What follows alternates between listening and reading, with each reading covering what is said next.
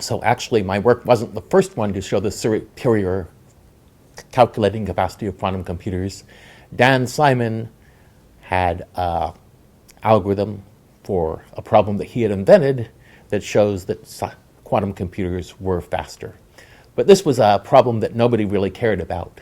And what I did was I looked at Dan Simon's algorithm and I figured out how to take some of the techniques from it and add some more techniques and show how to factor large numbers into primes on a quantum computer. And this was a very surprising discovery because the most common public key crypto system, which protects all the information on the internet, is based on the difficulty of factoring large numbers.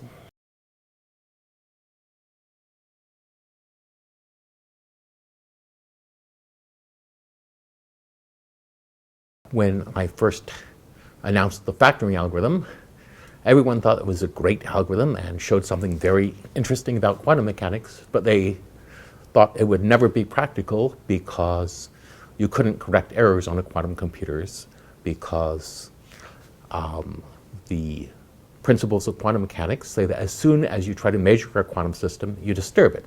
So if you try to measure the error so as to correct it, you disturb it, and then your quantum computation is interrupted. What I showed is you can isolate the error and the computation so you can measure the error without affecting the computation, and then you can fix the error and still preserve the computation.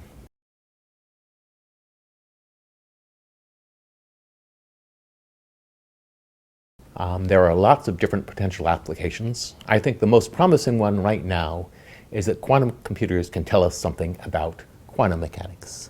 So right now, pharmaceutical companies spend enormous amounts of computer time trying to simulate quantum mechanics, and they're not very good at it.